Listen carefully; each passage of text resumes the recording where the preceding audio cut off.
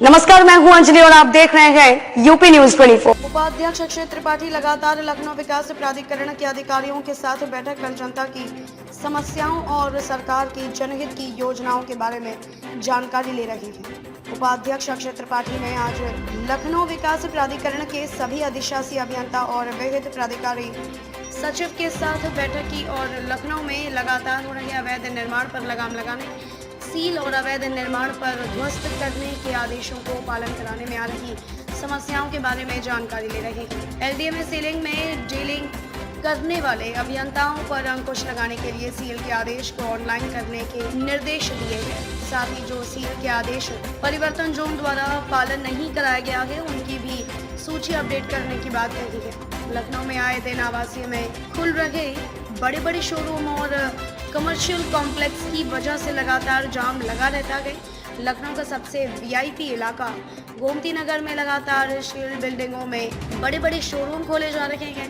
देखना होगा कि लगातार मीटिंग के बाद जमीनी हकीकत में कुछ बदलाव आता है या नहीं, यह तो फिलहाल आने वाला समय ही बताएगा। लेकिन जिस तरीके से लगातार उपाध्यक्ष अक्षय त्रिपाठी बैठक कर जमीनी हकीकत को जानने की कोशिश कर रहे हैं, उससे यह साफ जाहिर होता है कि आने वाले समय में भ्रष्टाचार में संलिप्त अभियंताओं के ऊपर गाज गिरने वाली है। पोस्टमेंट में हमारे अभियंता कार्यरत हैं, उनको 3 बिंदुओं पर कार्रवाई और सूचना के लिए बैठक में लाने के लिए कहा गया कि इस अवधि में जो उनके द्वारा चालान प्रेषित किए गए हैं वित्त प्राधिकारियों को, उस पर क्या कार्रवाई हो। दूसरी, जो सील्ड बिल्डिंग्स की अद्यतन सूची है उसका इस इंटरवीनिंग पीरियड में 100% सत्यापन हुआ है नहीं।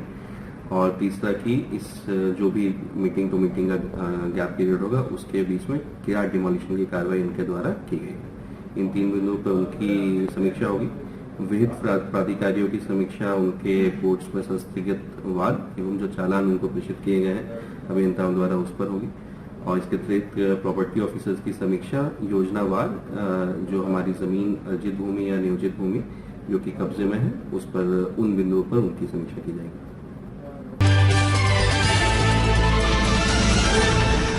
तेजस एक्सप्रेस की शुरुआत करने के बाद अब भारतीय रेल खान-पान एवं पर्यटन निगम अपनी कॉर्पोरेट सेक्टर दूसरी ट्रेन काशी महाकाल एक्सप्रेस से भी लॉकडाउन हटाने की तैयारी कर रही है। वाराणसी से लखनऊ होकर उज्जैन में महाकाल के दर्शन कराने वाली इस ट्रेन को दोबारा पटरी पर लाने के लिए IRCTC एक सर्वे करा रहा है, जिससे ट्रेन को एक और वैकल्पिक रूट मिल सके। तेजस एक्सप्रेस के बाद काशी महाकाल देश की कॉर्पोरेट सेक्टर की दूसरी ट्रेन का उद्घाटन 17 फरवरी 2020 को प्रधानमंत्री नरेंद्र मोदी ने किया था। हालांकि नियमित रूप से इस ट्रेन की शुरुआत 20 फरवरी 2020 को हुई। यह हमसफर एक्सप्रेस की ऐसी 3rd बोगियों की रैक वाली ट्रेन है जो कि 3 ज्योतिर्लिंग ओंकारेश्वर, महाकालेश्वर और काशी विश्वनाथ को जोड़ती है। यह ट्रेन शुरुआत से ही खासी लोकप्रिय रही। ओवरनाइट यात्रा वाली यह देश की पहली कॉर्पोरेट ट्रेन है। ट्रेन के 2 रूट बनाए गए, सप्ताह में 2 दिन 82-40 3 by 82-40 4। Varanasi Indore Kashi Mahakal express via Sultanpur Lucknow Kanpur central और सप्ताह में 1 दिन 82-40 1 by 82-40 2। Varanasi Indore Kashi Mahakal express via जंगल प्रयागराज कानपुर सेंट्रल होकर चलाई गई। उत्तर प्रदेश राज्य आपदा मोचन बल के बेड़े में शामिल हुआ VLC विक्टिम लोकेटिंग कैमरा। पानी की सतह पर पड़े व्यक्ति अथवा वस्तु को मिनटों में खोज निकालेगा। उनकी लोकेशन राहत एवं बचाव दल को तत्काल बताएगा। अब तक नदी में डूबे हुए व्यक्ति को खोजने में दिक्कत होती थी। बचाव दल में लगे विशेष प्रशिक्षण प्राप्त गोताखोर नदी में कूदकर खुद ही सर्च ऑपरेशन करते थे। अब यह विक्टिम लोकेटिंग कैमरा लोगों को मिनटों में सर्च कर लेगा। राहत एवं बचाव कार्य के दौरान रेस्क्यू टीम का जवान VLC से कनेक्ट स्क्रीन लेकर बोट पर बैठेगा। इसके बाद VLC का वायल नदी में फेंक देगा। बोट जब चलेगी तो नदी में पड़ा VLC अपना काम शुरू कर देगा।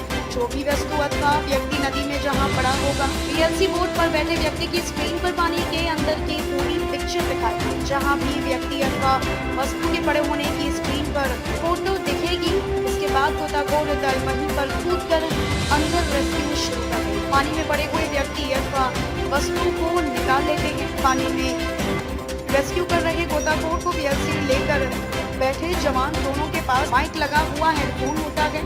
दोनों एक दूसरे से बात करके लोकेशन भी बताएंगे। स्क्रीन लिए बैठा जवान रेस्क्यू में लगे गोताखोर को डायरेक्शन देकर उसी स्थान पर पहुंचाएगा जहां व्यक्ति अथवा वस्तु पड़ी हुई। खबरों में अब तक के लिए बस इतना ही। मिलते हैं फिर किसी खास खबर के साथ। तब तक के लिए नमस्कार। यूपी न्यूज 24 चैनल को सब्सक्राइब करें व बेल आइकन को प्रेस करना ना भूलें, जिससे आगे आने वाली वीडियो का नोटिफिकेशन आप तक पहुंच सके।